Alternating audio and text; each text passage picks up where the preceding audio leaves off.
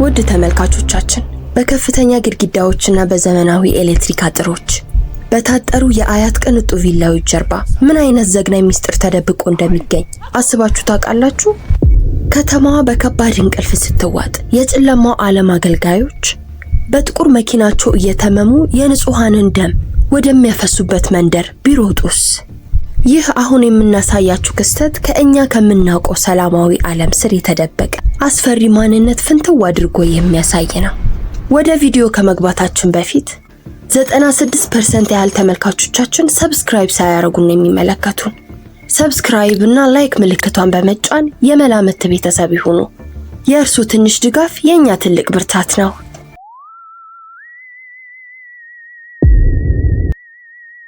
አዲስ አበባ ከተማ እኩለ ሌሊት ላይ ሲደርስ በአያት ሰፍራ የሚገኙ ቅንጡ መንደር ወደ ከባድና ጥልቅ ጸጥታ ይለወጣል።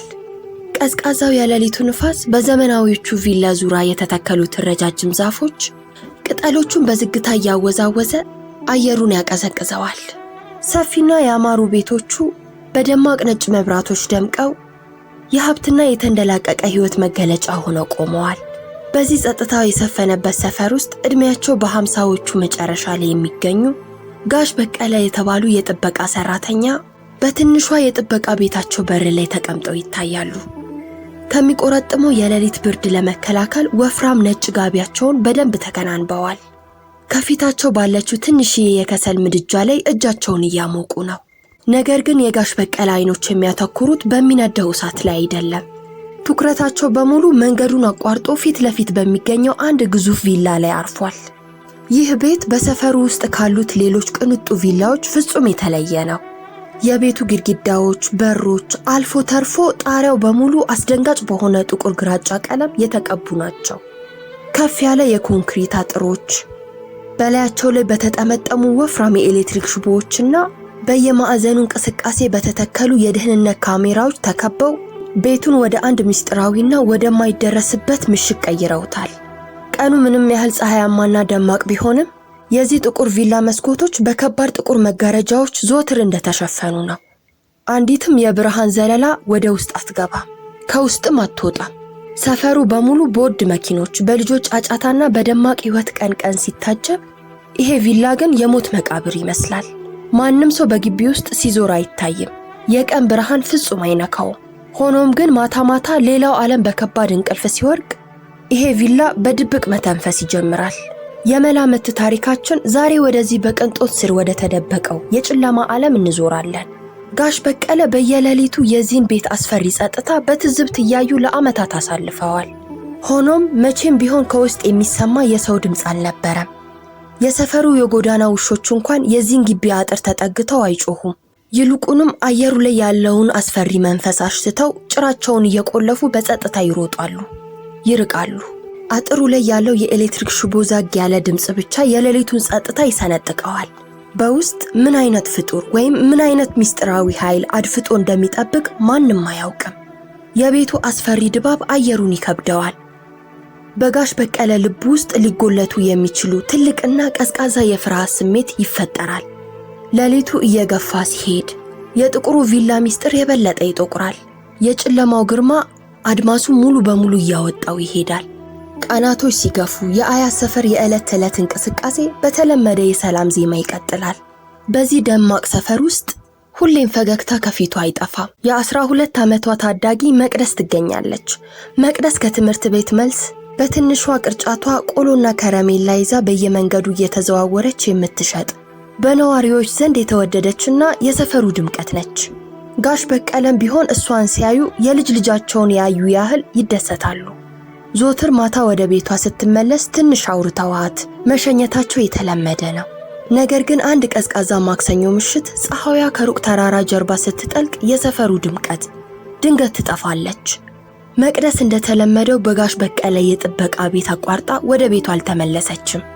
የሰፈሩ ነዋሪዎችና ቤተሰቦቿ ሌሊቱን በሙሉ በየመንገዱ ቢፈልጓትም አንዲትም የጫማ ኮቴ ወይም የድምጽ ጠረን አልተገኘም። እግሯ እንደ ውሃ ባላ ተውጦ ቀረ። የዚች የጠፋችው ሕፃን ጉዳይ ጋሽ በቀለ ልብ በከባድ ጭንቀት ሲሞላው በዚያው ሳምንት የጥቁሩ ቪላ አስደንጋጭ እንቅስቃሴ አየር ላይ ሌላ ውጥረት ይጨምራል። የከተማው ጸጥታ በሚያደነቁሩበት ሰዓት ምንም አይነት የሰሌዳ ቁጥር የሌላቸውና ጥቁር መስታወት የተገጠመላቸው ዘመናዊ መኪኖች በዝግታና ያለ ድምጽ እየተንሸራተቱ ወደ ጥቁሩ ቪላ መግባት ይጀምራሉ። የቪላው ግዙፍ የብረት በር በራሱ ጊዜ ይከፈታል። መኪኖቹም ወደ ውስጥ ይዋጣሉ። የመላምት ታሪካችን አሁን ወደሚያስፈራው የሌሊት ክስተት ይወስደናል። ጋሽ በቀለ ከጥበቃ ቤታቸው ሆነው በድንጋጤ ሲመለከቱ ከመኪናቸው ውስጥ የሚወርዱ ሰዎች ፊታቸው ሙሉ በሙሉ በመሸፈንና መሬት በሚጠርገው ጥቁሩ ካባ የተሸፈኑ ናቸው። ፍጹም የሰውነት ክፍላቸው አይታይም። እንቅስቃሴያቸውም የሰው ልጅ አይመስልም። እነዚህ ካባ ለባሾች ወደ ቤቱ ሲገቡ የቪላው ከባድ በር ከጀርባው ይዘጋል። በውስጥ ምን አይነት የክፋት ድግስ እየተዘጋጀ እንደሆነ ማንም አያውቅም። የመቅደስ መጥፋትና የእነዚህ ምስጢራዊ ሰዎች መምጣት በአጋጣሚ የተፈጠረ እንዳልሆነ የጋሽ በቀለ የነቃ አይምሮ ነግሯቸዋል። ጨለማው ሌላ ከባድ ምስጢር አርግዟል። ሌሊቱ ወደ እኩለ ሌሊት ይቀዘቅዛል። በአያት ሰፈር ውስጥ ያለው ጸጥታ ከወትሮ ፍጹም የተለየና የሚያስፈራ ነው። የውሾች ጩኸት ሆነ የድመቶች ኮቴ አይሰማም። እንደውም አየሩ ራሱ ትንፋሹን የዋጠ ይመስላል። የሞት ጸጥታ ሰፍኗል። ጋሽ በቀለ በትንሿ የጥበቃ ቤታቸው ውስጥ ሆነው ብርዱን ለመቋቋም ትኩስ ሻይ እየጠጡ ነው። ድንገት ያንን ከባድ ጸጥታ የሚሰነጥቅ ልብን በሐዘንና በፍርሃት የሚያረድ አንድ ቀጭን ድምጽ ይሰማል። የሕፃን ልጅ የስቃይ ጩኸት፣ የድረሱልኝ ጥሪ። ድምፁ የሚወጣው ከፊት ለፊታቸው ካለው ማንም ከማይጠጋው ጥቁር ቪላ ውስጥ ነው። ጋሽ በቀለ በድንጋጤ ሲዘሉ ትኩሱ ሻይ እንኳን ከእጃቸው ላይ ሲፈስ አያስተውሉም። ድምፁን በሚገባ ያውቁታል። አዎ፣ ከቀናት በፊት የጠፋቸው የ12 ዓመቷ የመቅደስ ድምጽ ነው። ውድ ተመልካቾቻችን፣ እርሶ በዚህ አሰቃቂና ጨለማ ሌሊት ማንም ባሌለበት የሞት አጥር ስር ሆነው የአንዲት ንጹህ ሕፃን የድረሱልኝ ጩኸት ቢሰሙ ምን ያደርጋሉ? የገዛ ሕይወቱን አደጋ ላይ ጥለው ይረዱ ነበር ወይስ ዝምታን ይመርጣሉ? ጋሽ በቀለ ግን ዝምታን አልመረጡም። ፍርሃት አጥንታቸው ድረስ ዘልቆ ቢገባም የልጅቷ የሲቃ ጩኸት የህሊናቸውን በር በኃይል ያንኳኳል። እየተንቀጠቀጡና በላብ እየተጠመቁ አሮጌውን የኪስ ስልካቸውን ያወጣሉ። ጣቶቻቸው እየተንቀጠቀጡ የፖሊስ የድንገተኛ አደጋ ቁጥር ይጫናሉ። ሄሎ ፖሊስ፣ ቶሎ ድረሱልን! አያት ሰፈር ጥቁር ቪላ ውስጥ የጠፋችዋ ሕፃን አለች፣ እየገደሏት ነው በማለት ትንፋሻቸው እየተቆራረጠ ድምጻቸውን ዝቅ አድርገው በጭንቀት ያሳውቃሉ። ይቺ የጋሽ በቀለ የድፍረት ጥሪ ከደቂቃዎች በኋላ ለሚፈጠሩት አውዳሚ ደም አፍሳሽና ታሪካዊ የፖሊስ ኦፕሬሽን በሩን የሚከፍቱት ብቸኛ ቁልፍ ትሆናለች። ውጥረቱ አሁንም ወደ ላቀ ደረጃ ተሸጋግሯል። የጋሽ በቀለ የጭንቀት ጥሪ በተሰማ በደቂቃዎች ውስጥ የአያት ሰፈር የሌሊቱን ጸጥታ በፌዴራል ፖሊስ ኦፕሬተር ተሽከርካሪዎች መምጣት ይረበሻል። ነገር ግን የሳይረን ጩኸት የለም። መኪኖቹ ድምጻቸውን አጥፍተው እንደ ጥላ በድብቅ አየሩን ሰንጥቀው የመጡት ኮማንደር ተፈራ ግዙፍና በብዙ አደገኛ ኦፕሬሽኖች የተፈተኑ ልምድ ያለው መኮንን ከመኪናው ወርዶ የጥቁሩን ቪላ ግድግዳ በሹል አይቶ ይቃኛል። የልዩ ኃይል ፖሊሶች ጥቁር የደንብ ልብስ የያዙ ዘመናዊ መሳሪያና የፊታቸው ቁርጠኝነት ከሌሊቱ ጨለማ ጋር ፍጹም ተዋህዷል። ከቪላው ውጪ ያለው አየር ቅዝቃዜ ንፋሳማና የሞት ጥሪ ጸጥታ ይሰፈነ ነው። ነገር ግን ከግዙፉ ግድግዳ ጀርባ ያለው እውነታ ፍጹም የተለየ ነው። የመላምት ቤተሰቦቻችን፣ አሁን ትንፋሽ የሚያቋርጥ የውጥረት ሰዓት ላይ ደርሰናል። ከቤት ውስጥ እጅግ ደብዛዛ የሆነ ነገር ግን የሰው ልጅ አይምሮ የሚያናውጥ ያልተለመደ የህብረት ሹክሹክታና ዝማሬ ይሰማል። ከዝማሬው ጋር ተቀላቅሎ የሚወጣው የከባድ ዕጣንና ደምን የሚያስታውስ አስፈሪ ጠረን የሌሊቱን አየር አፍኖታል። በውስጥ ያሉት የካባ ለባሾች የክፋት ስራቸውን ለማጠናቀቅ መቅደስንም ለመሰወት በመጨረሻ ምዕራፍ ላይ እንዳሉ ያስታውቃል።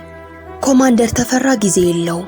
የሕፃኗ ሕይወት በሴኮንዶች ልዩነት ውስጥ እንደተንጠለጠለች ይታወቃል። በዝምታ የእጅ ትዕዛዝ ይሰጣሉ። ከባድ መሳሪያ የታጠቁ ፌዴራል ፖሊሶች ኮማንዶዎች ቤቱን ከያቅጣጫው ሙሉ በሙሉ ይከቡታል። አንዳንዶቹ አጥሩን ሾልከው ቆመዋል። ዋናው ታጣቂ ቡድን ደግሞ ግዙፉን የብረት በር ለማፍረስ ከባድ የብረት መዶሻ አዘጋጅተው ከበሩ ፊት ለፊት ቆመዋል። ኮማንደር ተፈራ በቀኝ እጃቸው ጣጣቸውን እያጠፉ ይቆጥራሉ። 3 2 1 የጩኸት ጸጥታ ሊቀደድ፣ የውስጡ አስፈሪ ጸጥታ ሊገለጥ ሴኮንዶች ብቻ ቀርተውታል። አየሩ በከፍተኛ የልብ ምትና ፍልሚያውን በሚጠብቅ ውጥረት ተውጧል።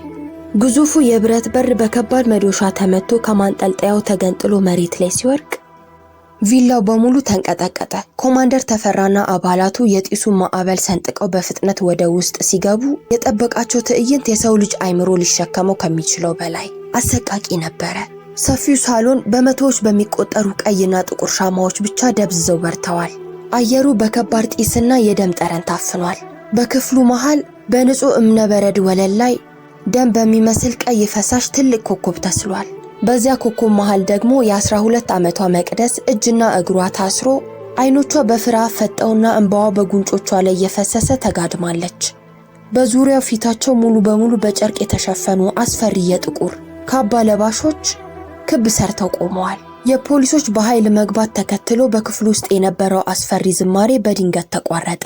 ሆኖም እነዚህ የጨለማ ዓለም አገልጋዮች በድንጋጤ እጃቸውን አላነሱም። ይልቁንም ሁሉም በአንድ ጊዜ ከጥቁር ካባቸው ስር የሚያንጸባርቀውን ሹል ጩቤያቸውንና ረዣዥም ሳንጃቸውን መዘዙ። የመላምት ዝግጅታችን እጅግ ወደ ጠባባውና ትንፋሽ ወደሚያስቆርጠው የትግል ምዕራፍ አድርሶናል። በጢስ በታፈነውና በሻማ ብርሃን በሚንቀጠቀጠው ክፍል ውስጥ በሰለጠኑ የኮማንዶ አባላትና በእነዚህ አረመኔዎች መካከል የሞት የሽረት የፊት ለፊት ፍልሚያ ተከፈተ። የብረት ከብረት የመጋጨት ድምፅ፣ የኮማንደር ትዕዛዝ የማጥቃት የጩኸት ድምፅ እና እየተገፉ የሚወድቁት የሻማዎች የሚፈጥሩት የእሳት ብልጭታ ውጥረቱን ጣሪያ ያደረሰው። ጥላቸው በግድግዳ ላይ ልክ እንደ አጋንንት ይጨፍራሉ። ድንገት ከካባ ለባሾች መሃል አንዱ ከሁሉም የበለጠ ግዙፍ የሆነው መሪያቸው የሚያብረቀርቀውን ሳንጃ አየር ላይ በኃይል እያውለበለበ መቅደስን ለመውጋት ወደ እሷ ተጠጋ። የሕፃኗ የመጨረሻ የጣር ጩኸት ክፍሉን አናወጠው። ግዙፉ መሪ የሚያንጸባርቀውን ሳንጃ አየር ላይ ሰንጥቆ ወደ ሕፃኗ መቅደስ ሊሰካው ሲል ኮማንደር ተፈራ እንደ ነብር ተስፈንጥሮ ከሰውየው ላይ ይዘላል። የሳንጃው ስለትም ጫፉ ከሕፃኗ አንገት ጥቂት ሴንቲሜትር ብቻ ርቆ አየር ላይ ይታገዳል። አሁን በሻማ ብርሃን በሚርገበገበው ክፍል ውስጥ በሁለት ግዙፍ ሰዎች መካከል የሞት ሽረት ትግል ትዕይንት ጀምሯል። አየሩ በከባድ ትንፋሽ በወለል ላይ በሚላተሙ አካላቶች እና በሚሰባበሩ የብርጭቆ ዕቃዎች ጩኸት ይሞላል። አውሬው መሪ ኮማንደር ተፈራን አፍኖ ለመውጋት በሙሉ ኃይሉ ቢታገልም በብዙ ኦፕሬሽን የታፈነው ኮማንደር በብልሃት እጁን ጠምዝዞ ሳንጃውን መሬት ላይ ያስጥለዋል። በሌሎች የፖሊስ አባላት ድጋፋ ግዙፉ ሰው በንጹህ እብነበረድ ወለል ላይ በኃይል ይዘረራል።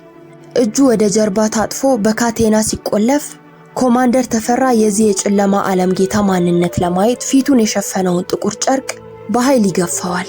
ውድ ተመልካቾቻችን በቴሌቪዥን መስኮት ዘወትር የምታዩት በጎ አድራጊና የሀገር ባለውለታ ተብሎ የሚሞካሸው ሰው በድንገት እንዲህ አይነት የከፋ አገልጋይ ሆኖ ቢገኝ ምን ይሰማችኋል?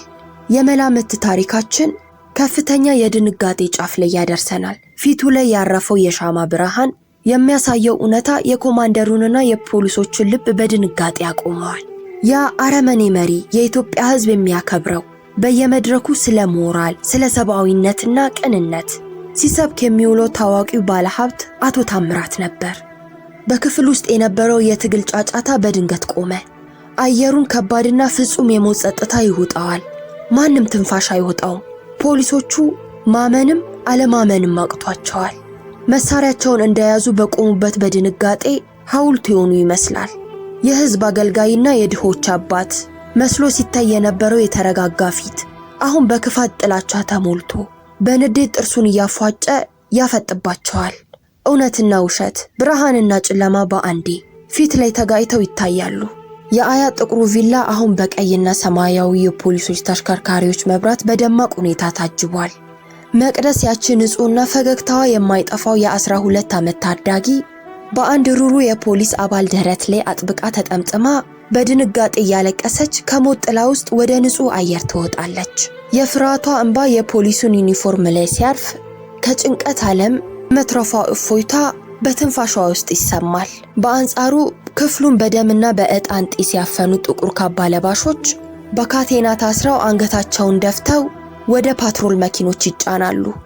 አቶ ታምራት የሕዝብ አይን ሆነው የተከበሩ ባለሀብት ፊታቸው ላይ አንዲትም የጸጸት ስሜት ሳይታይ ይልቁንም በክፋትና በትዕቢት ዙሪያውን እየተመለከቱ በፖሊሶች ታጅበው ይወሰዳሉ።